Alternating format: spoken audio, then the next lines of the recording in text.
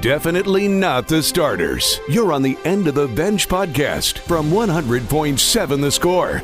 I'm Mike Hebert, owner of Cantex Roofing and Construction. Every day is game day, and we'll get it right when it comes to your roofing, construction, windows, and mirrors. Call Cantex Roofing and Construction today. Together, we are one serving you. Hey, what's happening? Happy Monday, good afternoon, and welcome to the morning show on 100.7 The Score.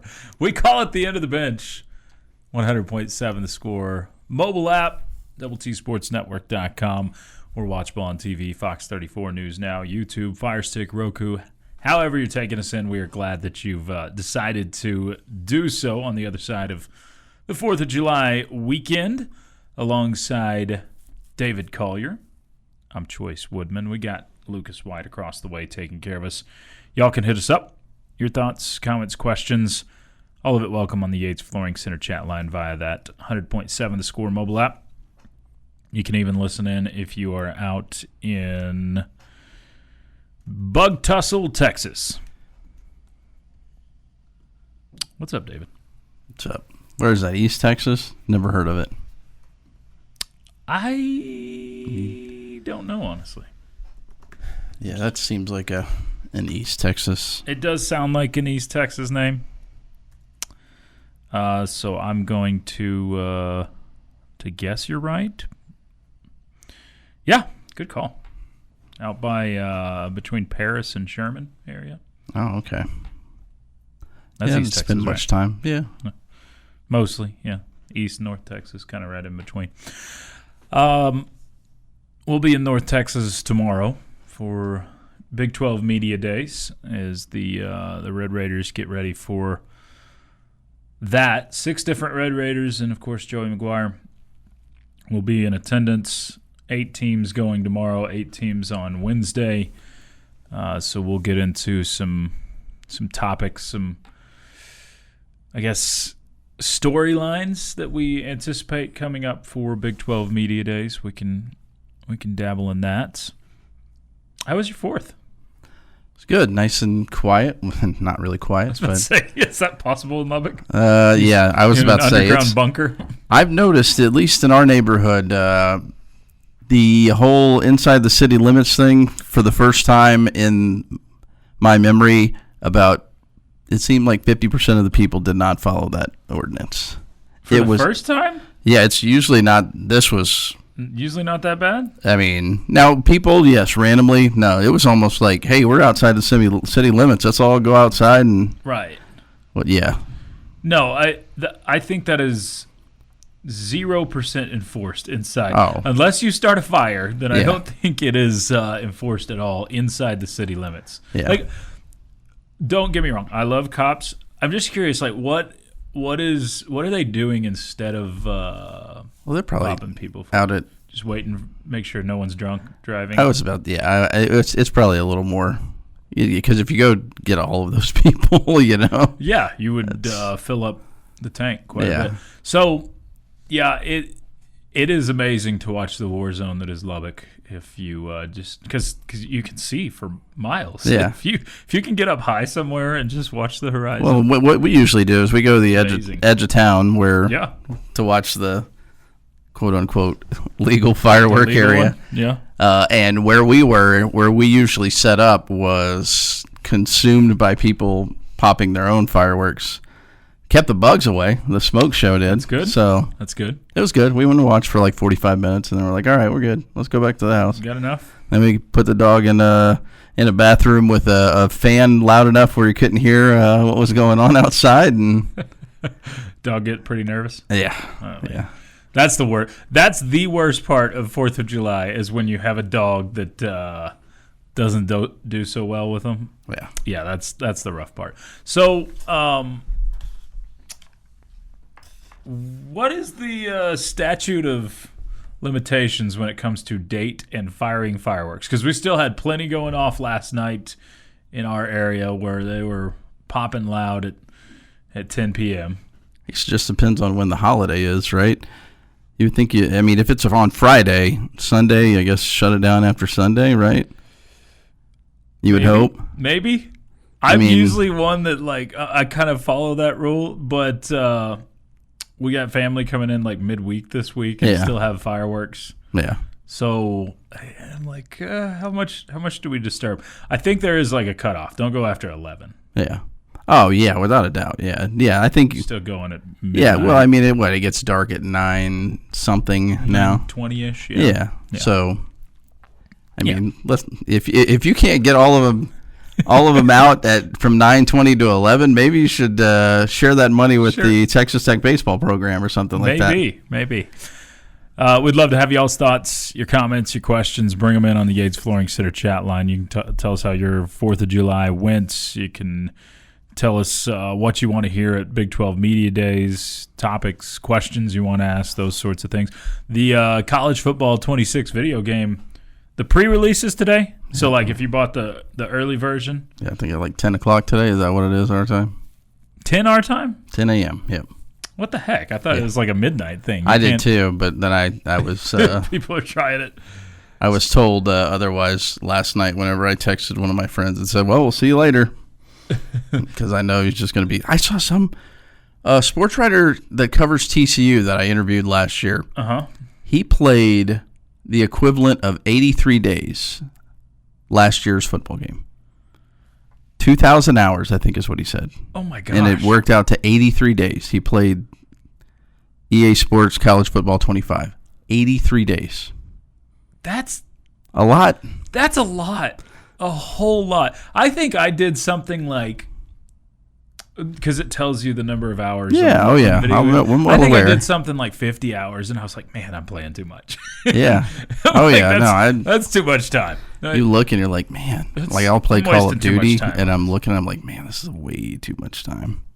83 days? And it's not 83 days. 83. It's more like 83 hours, right? Holy cow. So, no, I don't plan on spending that much time, but I know somebody that does spend quite a bit of time. So you will you play the game today? No, I'm not getting it. Well, I say that. The person that is making the trip with me to Dallas might be purchasing it early and bringing all of the stuff he needs to with him, so I might play it today. Yeah, you might actually get to play it today. But I won't be paying for it. No, I'm not. Lucas, are you playing this game today? Not today. Not today. No. Okay. So you didn't get the pre-version? No. Okay. I don't know. I won't. No. Because we're I was about to say we're traveling. I spent too much money on the Ultimate Team. I think last year I spent about $600 on my Ultimate Team, and the year before that, probably about $900. Yeah. I don't think I have done the Ultimate Team at all. I buy the game. That's what I buy. That's hanging out in Dynasty mode. And exactly. That sort of thing. So, yeah. All right, y'all. You can tell us anything you want to get into. We will talk plenty of football today as we near Big 12 Media Days. We've got some headlines for you, including pretty good weekend for Christian Anderson. Didn't end up in a gold medal, but it did for Grant McCaslin. Fill you in on the details there. Coming up with the headlines, what you need to know on the way. This is the End of the Bench with you till noon on 100.7 The Score. Playing time is not required. This is the End of the Bench podcast from 100.7 The Score. I got called the Minister of Misinformation again, which is pretty fair. I got duped on that stat. I don't know. People can make anything up on the internet and post it as fact, and you can believe it. So I apologize. I'll try to bring mostly accurate information the rest of the way. No promises, though. Let's take a look at today's calendar. Your daily look at what's happening in the world of sports, birthdays, and holidays. Let's check the calendar. All right, David. Today is Monday, July the 7th. Happy National Dive Bar Day. Do you have a favorite? Do I look like I go to dive bars? Whoa. No, I'm just letting you rephrase that. Do I look like I go to bars? That was very defensive. We drive by one whenever I go to my mother-in-law's that we always say we're going to go to, but I'm always fearful if we go in there of the service, or if we'll even get any Of the service. service. I just thought you were like fearful that you'd get stuck with a needle or That as well. Okay. Sure, it's a great place. National Dive Bar Day. I don't think I could tell you. I don't know what qualifies as a dive. I do, actually. The one that Clint and Rob always go to. It was Chris Beard's favorite. That's probably definitely a dive bar. National Macaroni Day. Not mac and cheese, just macaroni. So basically just the art that your kindergartner will bring home with glue. Some glitter. National Strawberry Sundae Day. Yeah. I'm going for a lot of other Sundays before the strawberry one. It is Global Forgiveness Day. Father-daughter take a walk together day. You going to participate? Well, I mean, With the dog? gotta leave a little early today. So Early, okay. yeah, Tell the Truth Day. okay. I'll just stop bringing bad information. And it is World Chocolate Day. Let's go eat some chocolate. We need to go check and see how many chocolate days there are. Chocolate days, pizza days, some sort of alcohol or beer day. Yeah, those are always... There's like one a week of each. Lucas. Today is Ringo Starr's birthday. He turns 85 years old. That reminds me, I got to bring something up on that in a little bit. Keep going. Jim Gaffigan, comedian, turns 59 years old today. We have Ralph Sampson turning 65. Lisa Leslie turning 53. Chris the Birdman Anderson turning 47. I'm surprised he's still alive. Chase Claypool turning 27. And then we have Malik Henry also turning 27. He was last chance to use quarterback. Went to Florida State and then Independence and then ended his career at Nevada. Nathaniel Lowe turning 30. And Satchel Paige would have had a birthday today. Satchel. I think, I don't want to misinform again, it's because it's Tell the Truth Day. I believe he is the oldest player to throw a pitch in Major League Baseball. Got me. I think he threw one at age 59. Wow. Or like pitched in that old. Yeah. One other birthday, outside linebackers coach CJ Ayu celebrating a birthday today. Hey, happy birthday, Coach Ayu. This seems like some misinformation that Choice would give you on this day. No. But on this day in 1900, the Boston Beaneaters pitcher Kid Nichols notched his 300th career win and an 11-4 victory over the Chicago Orphans. The Beaneaters and the Orphans. Orphans. I believe the Beaneaters, but the Orphans just doesn't seem like That's amazing. a very PC. A lot of Wimbledon on this day. 1973, Billie Jean King wins her 10th Grand Slam title. 1978, Martina Navratilova wins her first Grand Slam title at Wimbledon. Bjorn Borg won on this day. Navratilova won on this day. Boris Becker won on this day. Venus Williams, Serena Williams, then on and on and on. Andy Murray became the first Brit to win on this day in 2013, the first since 1936. On this day in Red Raider history, former Red Raider Donald Harris picking up his first hit of the season in a Rangers loss to the Brewers. Entertainment news. Released on this day in 1989, Lethal Weapon 2. On this day in 1993, Rookie of the Year. Yes! And 2000, Scary Movie, if that's your deal. And 2017, Spider-Man Homecoming, released on this day. Okay. Beaneaters and Orphans. That's amazing. By the way, I slightly misinformed. I said 59. He was 58. No. 58. He threw 3 innings for the Kansas City Athletics in 1965 as a 58-year-old. This was 12 years after he had previously pitched in Major League Baseball. 58, wow. I was guessing Charlie Huff, but he was 46. Oh my goodness, Charlie Huff threw his last pitch at 46, and when you look at him, he looks like 60. He looks pretty old. Yeah. As somebody that may or not have already been 46 years old, it's crazy to think about, right? Yeah. Yeah. Satchel Paige legitimately pitched till he was 46, just like Huff, and then he pitched 3 innings for the Athletics. Okay, so who is the last Beatle you think of? The last Beatle? I think. Are you the first one or the very the last? Yeah, Ringo Like, Starr. Ringo over George Harrison? Yeah. Okay. I mean that those two would probably battle it out. Right. Well, I mean, there's the top 2, and then Yeah. Okay, so we were at we went to the Texas play up in Powder Canyon this past weekend. Mm-hmm. It's fun. Highly recommend for. I will say this. I knew Ringo Starr over George Harrison, but only because of whatever that caveman movie he was in. Okay. Anyway, but go ahead. Okay. So we ate at this new place in Canyon called the Lumberyard. Anyway, so it's very music themed. It's similar to Cook's Garage here. They have a lot of concerts there, but they have this mural on the wall of 5 music artists, and one just seemed really out of place. They had Elvis on there. It had Tom Petty. It had Freddie Mercury, Stevie Ray Vaughan, and then we couldn't figure out the last one. And I had to do a little Google search, and it was George Harrison.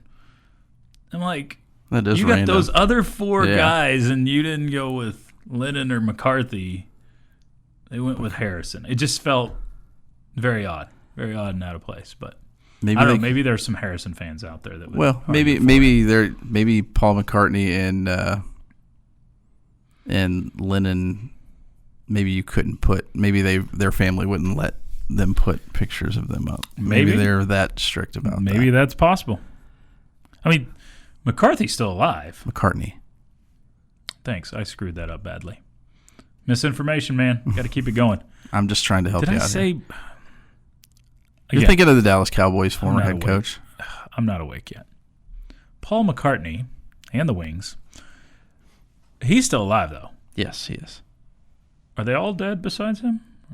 No, Ringo Starr's alive. Ringo Starr's still alive? Okay. Yeah. Yeah, you just gave him birthday. Just gave the birthday. I couldn't remember if he said he would have turned this or actually turned this. It'll get weirder. It's the end of the bench. Definitely not the starters. You're on the End of the Bench podcast from 100.7 The Score. Thanks for hanging with us on a Monday. This is the End of the Bench on 100.7 The Score and 107thescore.com. 100.7 The Score mobile app, powered by Happy State Bank. We're watchable lots of different ways. TV. We've got the YouTube, Fire Stick, Roku. You can listen in on the AM dial, 950, if that's what you feel like. However you're joining us, we're glad that you've chosen to make us part of your Monday. Alongside David Collier, I'm Chois Woodman. Lucas White across the way taking care of us. Y'all keep hitting us up. We'll take your thoughts, comments, questions, even jabs at me on the Yates Flooring Center chat line through that 100.7 The Score mobile app. You can even listen in if you're out in Dallas, Missouri. Clint's favorite place. Bullfighter says Christian McCartney, the running back for the 49ers. Don't know what you're talking about. We leave things in the past on this show. Right? Yep. Okay, good. I hope so. Texas Tech football made some waves over the weekend. You don't say. Say in the recruiting world, they definitely did. Felix Ojo, I believe is how you say this guy's name. Not certain. I have not heard him say it yet, so we're just going to go with that at the moment. Felix Ojo reportedly signed a 3-year... Agreed to. Okay, thank you. Has agreed to a 3-year contract to play at Texas Tech for $5.1 million. He will reportedly make more than a lot of rookies in the NFL next year. 2025 NFL minimum rookie contract is $840,000. Ojo chose the Red Raiders. He's a 5-star, by the way. Remember all those people that were like, oh, Tech will never land a 5-star again after how they handled Micah Hudson. We had plenty on our chat line. Or a couple of loud ones. I think it's a little different era, though. It is a different era. It is a different era. But you landed a 5-star. Offensive lineman here. And he chooses Tech over a few other high-profile schools, including the Texas Longhorns. A few other? I would mention all 4 of them. Well, not just Texas. I know why you're mentioning Texas. I'm mentioning... I would mention the defending national champions over Texas, but that's just me. Or maybe Michigan. Or maybe Florida. Ohio State, Michigan, Florida, Texas. There you go. All the hats that were out there were those 4. I know. But he picks up the Texas hat, tells everybody he's going to go to Texas, and then says, hold up. After there's a pretty big celebration for Texas, he has to really quiet the crowd and then says, never mind, pulls out a Texas Tech hat from under the table, unzips the jacket with the Texas Tech shirt, and announces that way. So did you like that? I'm never a fan of that. Okay, I was just checking. I'm never a fan of that. But I mean, we prop recruits up so much, we give them platform, and it happens. I mean, they can do it in the new. I was about to game. say they've put it in the new college football. I know, it was so funny. Now. He sent Lucas sent that to me maybe Thursday night. It might have been Thursday night, and less than 24 hours later, that happened. So no, I don't like it personally. Let me give you a scenario. The Longhorn fans that are just bawling over this, the number of times they've been on the other end of this, where a recruit has done this in favor of them. Yeah, it's laughable, but anyway. What if I told you the same thing was going to happen to you, and the person was going to wear like 3 shirts, we'll say, and you had a Texas Tech shirt on, and then another shirt, and then they had a Kansas State shirt at the very end, and you thought that they were going to go to your school? You'd be pretty irritated at that individual, right? The reason I say that because that happened. It was Kansas, right? I thought it was Kansas State, but it might have been Kansas. It was the Kansas linebacker. It was the worst one I've ever seen. I thought it was. I thought he ended up at Kansas State, but I think you're right. Do you remember? No, he went naked underneath. He took the whole shirt off and had KU painted on his chest. I vaguely remembered him, but not that I'm comparing him because I'm pretty sure he was not a 5-star. I had never been more glad you didn't land an athlete than that guy. Yeah. Yes, after he did all of that and went without the shirt completely and had KU painted on it. I'm like, okay, that's way over the top. No, I'll never be a fan of that approach. But am I happy that Texas Tech got a 5-star? Yeah. Absolutely. Now, it's a different world. I mean, he's the second-ranked offensive tackle in the class. Second ranked. His commitment vaulted Texas Tech to the number 1 Big 12 recruiting class currently in 2026. So it's what was the most fascinating is, or I guess interesting to me, David, is you have 30-something commits that happened on Friday. 30-something commitments across the country. Pretty high-profile commitments. Yeah. One of them was publicly reported the way Texas Tech was. Now, is that an ESPN thing, or is this I think it's an agent thing. Okay, that's an agent thing. That's what I'm asking. I think that's an agent thing more than anything. He's the one that offered that up, right? He did multiple interviews. I think. Maybe the other agents. What are the other agents going to come out and go? Hey, do you want to do a story on the guy that just got $500,000? No, that's the norm. You know. No, I think that's more of an agent and the willingness to put that out there because of the magnitude of that deal, you know? Yeah. Yeah. No, I think that's more agent related. I could be wrong, but no, I would guess so. So do you like public the numbers. Let me have be been for very Texas Jamie Tech. Lent about all of this. I don't like any of it. Okay. Period. I get it. I'm glad these kids are making money, but I still am not understanding the way Nathan Geese wrote this. He was able to talk to the agent. That's why I said agreed earlier, because I'm confused as to how he can sign on August 1st a contractual agreement with Texas Tech University on August 1st and still play high school football, because Quinn Ewers couldn't do it a couple of years ago, and I get that it's different now, but the state of Texas, you can't do that. You can't pay high school athletes in the state of Texas. He's going to play high school football on August 2nd, but he's going to be paid by the university, or at least he's going to have a contractual agreement. So I think my guess is that if they defer the money till he's actually done playing, then that's probably where the loophole is. Yes, I understand that the money will be deferred, but he's still under contract with Texas Tech University on August 1st. So how are you playing for a high school on August 2nd? Is he a December grad? Do you know? Yeah, he's going to come early. Okay. Yeah.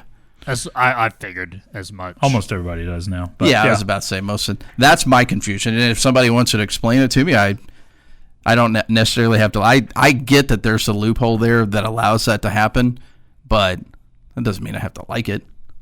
I don't like any of it. I mean, no, I get it, but this is the new way. Yeah, no, I understand and it. And a 3-year contract also tells you, hey, you're trying to lock this guy up till he goes to the NFL. I think that's the more impressive part, that Texas Tech has started doing that before everybody else. We'll continue this. It's the end of the bench on 100.7 The Score. Playing time is not required. This is the End of the Bench podcast from 100.7 The Score. There is some breaking news. Joe Castiglione out as the athletics director. That sounds like he got fired. He has stepped down as the athletics director at OU. He will retire from his full-time role during the upcoming school year, but yeah. Odd timing to me. You would think so, yeah. You would think this would come, a month ago, maybe. Not closer to football season than further away, but so he's stepping down. He is the longest tenured athletics director in major college. That's sports. What I thought. I didn't want to misinform again, but yeah, longest tenured athletics director in major college sports. He's had his name stamped all over all sorts of things. He's been chair of the college basketball committee, right? Mm-hmm. Selection committee, and a lot of influence on realignment, those sorts of things. So very interesting for Castiglione to step away. Yeah, very odd. Let's get to Lucas's questions. 2 minutes of non-stop in-your-face inquiries with no end in sight. It's time for Burning Questions. You have $20 to feed a family of 5 and you can't make spaghetti. What's on the menu? $20 to feed a family of 5, can't make spaghetti. Egg prices are down now. You could make breakfast. Oh. I mean, I guess it just depends on how. Spam and eggs. Yeah. Spam and eggs. Spam has gotten expensive, but you could chop up some spam and turn it into a meal. And who doesn't like breakfast? Breakfast is the go-to. Family of 5, you could get 5 burger patties and buns for less than $20. Yeah. You can do it for less than $20, so I'd probably go that route. He's just going fast food. No. Oh, okay. I thought you were going to the place to get a bag of it. No, you could do that, but no, I can make 5 burgers for under $20. That's what I go with. Pretty easy. I'll go the breakfast route, but he can have burgers are a good idea. Yeah. Breakfast is a good idea too, David. Thank you. Did I win that one? Is that this show? Wrong Sure. Sure. Sure, you got it. What's a sports play that had your jaw on the floor? What? The very first one that came to my mind is going to be David Sling's favorite play ever. Go ahead. The Statue of Liberty. Actually, before that, the hook and ladder, but those two combined by Boise State. Who are they playing against? Can't remember. Fiesta Bowl. Like, legitimately, what year was that? 04? Who remembers? Legitimately, when I was watching that, it was just true shock and awe. Just, holy cow, they just pulled that out in that moment. So, I apologize to you, but that was the first one that came to my mind. Yeah. I should have let you go first. You should have let me go first because that's all I'm thinking of now. And I can't think of another one. Oh, see, I had you in awe, too. I've had moments of awe, like jaw on the floor the wrong way, because Nelson Cruz not catching a fly ball was in that category of just like, this just happened to us. I can't even remember. Was it Blake Gideon dropping the pass that was pretty? You were just like, oh, that was. I mean, I don't think many people. Yeah, I don't think many people thought that wasn't going to be an interception. I mean, obviously the play that ensued. Yeah, that was as jaw dropping of a moment as you I've just seen that. So it's you've seen it so many replayed times in my brain. But that moment, because if most people thought he's going to step out of bounds there. Yeah. Most people thought he's going to step out of bounds. You're going to have a game-winning field goal. Yeah. Chance. So. Yeah, I can't give you another one because he just ruined my day. I am sorry. Yeah. No, it's an easy one to go to. It truly was one of those moments where I'm watching it live and just could not believe what I was watching. It's like, holy cow. Paul Skeens had 10 strikeouts and 0 earned runs yesterday in their 1-0 loss to Seattle. He is posting a 1.94 ERA and a record of 4-7. Can you recall in the past a dominant performer such as Skeens that has no help, I guess, offensively? I mean, I guess you're kind of positioning yourself looking at pitchers, but with a 1.9 or 1.94 ERA and a record of 4-7, there's a lot of offensive struggles. I was my thought didn't go to offensive, but I mean Patrick Mahomes in 2016 here is someone that was dominant most of the time. Put up. I was about to say that's the easy one. Seven games where he scored more than 50 points, something like that, and he still didn't make a bowl game. The defense. The defense of Texas Tech in 2016 is to Patrick Mahomes as the offense in 2025 is to Paul Skeens. Yeah, you stole the good one again. Baseball pitcher-wise. The Rangers had someone a few years ago that just couldn't get any run support, and I just can't remember which one it was. It was it seemed like every start, though, he would be the guy that the offense would go to sleep for. And to be honest, you could say this about, and I'm not comparing him to Paul Skeens, but most White Sox pitchers this year. Davis Martin, I feel sorry for him quite a bit. And it's not the same dominance, but no, absolutely not. No, I don't know that there is a great comp pitching-wise to what Paul Skeens has gone through. He's 19 starts, 25 earned runs allowed?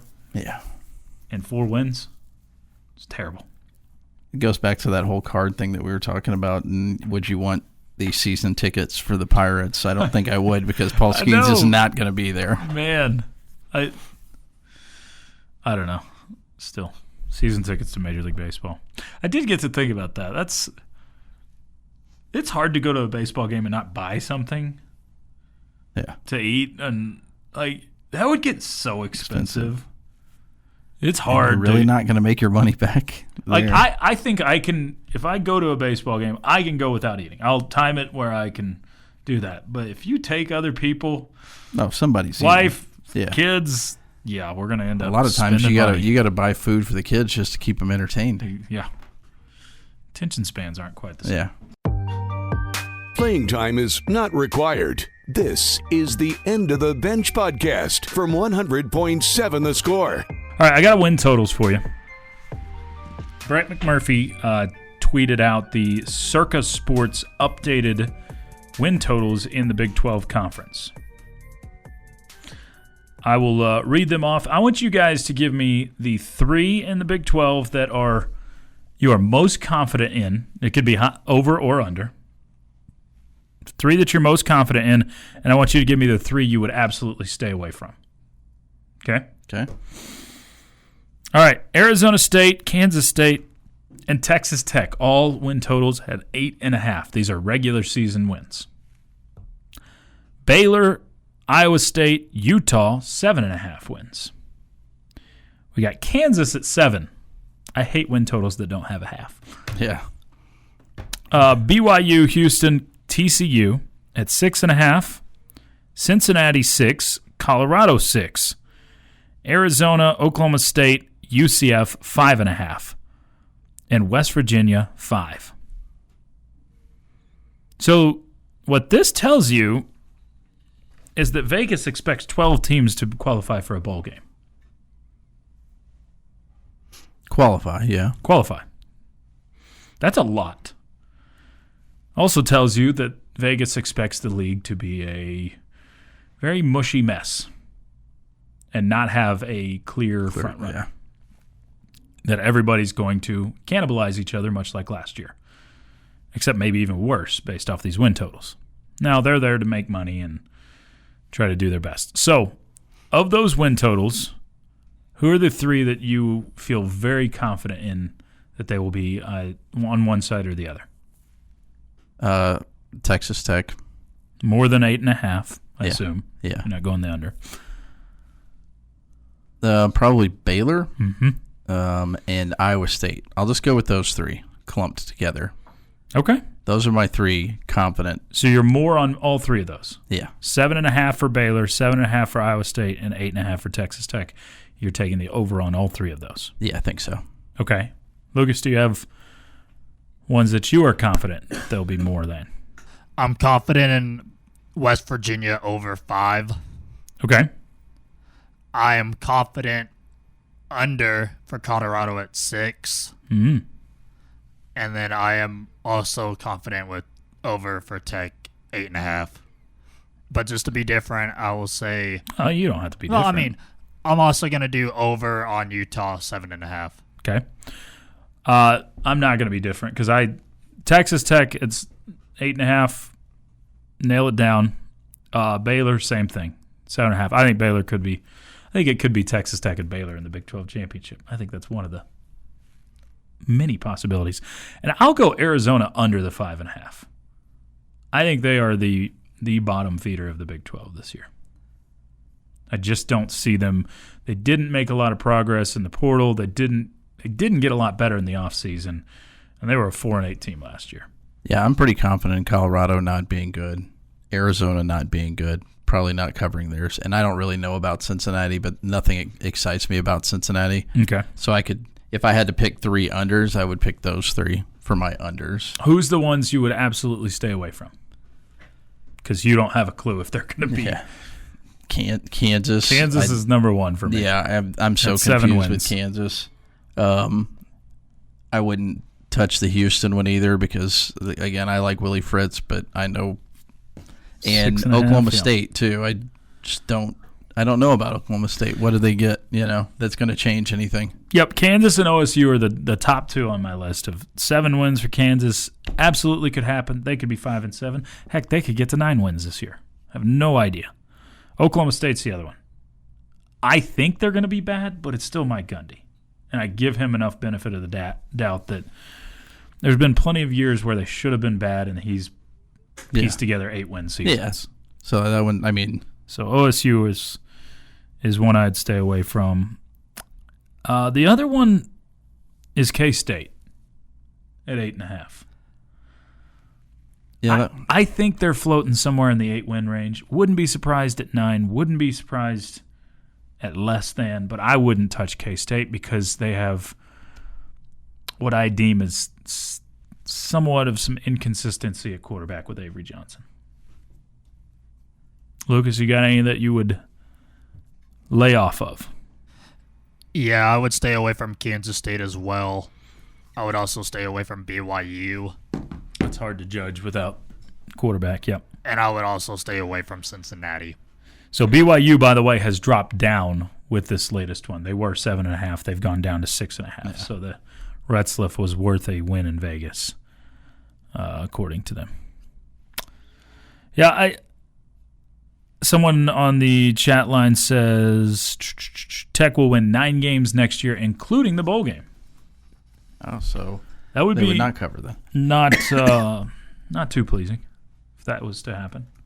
I think a lot of people would be disappointed if you're winning 9 games with a bowl game. 9 regular season wins, David, because I think most people expect you to go 3-0 in the non-conference. 9 is almost equivalent to what you did last year at 6-3. And 6-3 is not bad. But when you've poured in the resources you have in the offseason, I think you would have a lot of people not very pleased to it, or just disappointed in, it's probably the right word, a 6-3 conference record this year. Losing Kansas State, Arizona State, and maybe Utah? Are those the 3 losses? Yeah, I think those would probably be the most palatable or acceptable ones. I mean, they're all road losses. That's certainly, you can't. Right, but if you're going to be a Big 12 champion or play for a Big 12 championship, you got to win away from home. Yeah. I honestly think K-State's the least of those teams. I don't foresee Kansas State. I mean, I don't know why they get propped up above the Red Raiders right now. Why? What has Kansas State done? What did they do? What has Texas Tech done besides spend a lot of money this offseason? I'm saying specifically last year to this year. They won their bowl game. Okay, is that what we base things off of? No, we don't. Because K-State, but they ended on a win, which is the only thing. K-State had the same overall record as last year and had a worse conference record than Texas Tech last year. They went 5-4. I think it's probably. Or just, but why have I seen rankings of K-State at 13 and Texas Tech at 22? Because who's traditionally over the last 5 years been ranked higher? So it's a lazy vote? Probably. That's why we don't get to vote anymore in the Big 12. I guess so. I just like that. That's why I keep looking at K-State. I'm not saying Tech's going to go to Manhattan and win this year, because you've absolutely got a monkey you've got to get off your back when it comes to the Wildcats. But I don't look at K-State, and that particular team doesn't strike a lot of fear. I think they will be good. I don't think they're going to be great this year. And some people have them winning the Big 12. Lots of people have them winning the Big 12. Yeah, I don't see that happening. It's the end of the bench. Get some more of your thoughts on the Yates Flooring Center chat line coming up on 100.7 The Score. Playing time is not required. This is the End of the Bench podcast from 100.7 The Score. It is time for Ask The Benchwarmers. Get your questions in right now of any and all varieties. We accept and try to answer everything. Notice I said try to. Try to. So get those questions in as we close it down here in the next 10 minutes. You can send us questions that you want David specifically to ask Coach McGuire or anybody at Big 12 Media Days. Me? You, yeah. You're the question asker. No, I'm not. We'll have Coach McGuire on on one of our shows. Probably The Bottom Line. We'll be there live from noon to 3, and we'll actually have it on both stations, 100.7 The Score and Double T 97.3 tomorrow. So you could tune in to all the live action from Big 12 Media Days, but we'll have interviews from Big 12 Media Days here with Rob and the End of the Bench, as well as some with Tech Talk as well tomorrow. Collier, if everything goes south in Norman, would you be okay bringing in Venables at Tech for defensive coordinator? Better question is, would you be okay with it? I'm not ready to get rid of Shield Wood yet. I was about to say, I don't know see what happens. Yeah, there. I mean, you've just got a new defensive coordinator. I'm curious if Shield Wood has aspirations. There's some guys that want to be lifetime coordinators. Yeah. I don't know if he has aspirations to be a head coach or not, but if he goes and puts some good skins on the wall this year and possibly next year, you got to think he would be head coaching target. Yeah. Because of what he's done previous stops too, and some turnaround jobs at Houston and Tulane before. So maybe if Shield Wood gets hired away as a head coach after this, then you could go start that route. Yeah. Considering it. I mean, I don't know why I would care either way, you know. I mean, he's a good defensive coordinator. Their defense is good. Their offense is really inept. I mean, I don't know what Venables' price tag is as a defensive coordinator, but he was making over $2 million. Yeah, and I don't know what his situation is. His wife has been sick. Yeah. Yeah, he may want to retire if things don't go well. So, or at least step away for a little bit. Yeah. Will the station go in full meltdown if we don't have a 10-win season next year? Who will take it the hardest? Will it be Chuck Hines? Chuck's the one that's like labeling it as a failure if you fall short. I think everything has to be you have to consider circumstances, but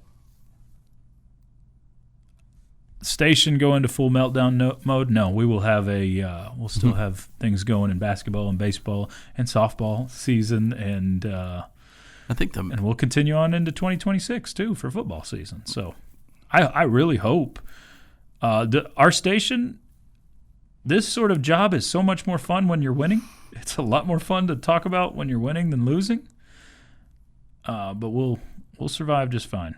I hope Texas Tech has the right pieces in place. And I might be biased here. I do think that you've got the perfect coach in terms of trying to put the right chemistry together. I think that's one question you have going into the season is, can you, with that many new faces and that many people making big money and this and that, where's the chemistry factor with it? But I think if there is a coach that's built for that, I think Joey McGuire is the perfect one that kind of instills just a different culture. If you ask any player that's been around here or anybody that walks through the building, there's just a different feel than a lot of programs across the country. So, don't know. Chatline, Sneed would be between Sneed and Chuck, I think. The outrage factories? Yeah, that's probably you could use that on most situations, though, right? Who's going to build the biggest outrage factory? Yeah, I think both of those guys fit. I'm saying failure in Ruidoso a few weeks ago dropped a big chunk as Big 12 champs and a few dollars for the Natty. Okay. You can sports gamble in New Mexico? I guess you can, yeah. I can't keep up with it. Can you? I don't. I think you can. I don't know. It's not my thing. I'm a blackjack guy. Y'all continue to bring in your questions on the Yates Flooring Center chat line if you'd like to do so through that 100.7 The Score mobile app. Did you see? Did you watch the hot dog eating contest over the weekend? I didn't. Do you normally? Yeah, typically, yeah. I mean, it's not that much time to invest, you know. Yeah, I just missed it. I assumed. I don't remember what I was doing, but I was not at the house at the time. We missed it. I forget it so early in the day because it's like at 11 a.m. Yeah, and I almost always miss it. Not because I don't want to watch it. Yeah. It's more the. I don't really enjoy watching people eat. I think it's the introductions and then the very end more than anything. But I don't get too excited about it. I was excited that he was back because I don't remember watching it last year at all. It just ended up time-wise, I missed it. And by the time I got home, like you said, it was it was over, and I had already seen on Twitter who won, so there's not like I'm going to go back and watch that. Reclaimed the mustard belt for the 17th time in his career. Also, I would not have bet the over of 70.5, though, if anybody would have asked me that. What was the over-under? I think it was 70.5 or 71.5. It was 71 3/4. Yeah, see, I would not have gone with the over. 70.5 is what he ended up with. Yeah, 70.5, I think is what he had, yeah. I would have gone under, with a year off, got to work yourself back into that. Anybody that took the over on that, just silly. Benchwarmers, is Josh Young back before the All-Star break? No. It's this week, right? Yeah, I was about to say there's 2 series left. He's not coming back up before the All-Star break. Do you think he's back right after? It's a good question. I looked this weekend and he hadn't played, so I'm assuming they gave him time to get right. Yeah, because I looked. I didn't look yesterday, but I looked on the 3rd and the 4th, and he hadn't played. So I have I have a game I'm going to on the 19th, which I think is the Saturday after the All-Star break, and it's the Josh and Jace matchup, and I was so excited. Yeah, like, hey, good to see Josh and Jace together. Mm-hmm. If I would have guessed that one was going to be up and one not up, it would not have been that direction. Yeah. Which I think Jace is still up. He's not really playing. But is he up? I don't think he's up. Is he not up? Okay. I don't think he is. Well, I was very excited for that opportunity, and I'm hoping desperately that Josh is back up by that point. But, man, he needed to get his head right. It's just never seen him as lost at the plate as he looked in the I'm getting the last few a weeks. text message, by the way, here about a question that was posed this morning on the morning drive. Was more so a question for Coach McGuire.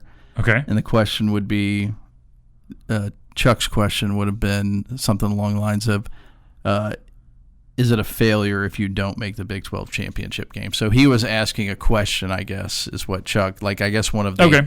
So that would, and that's a fair question.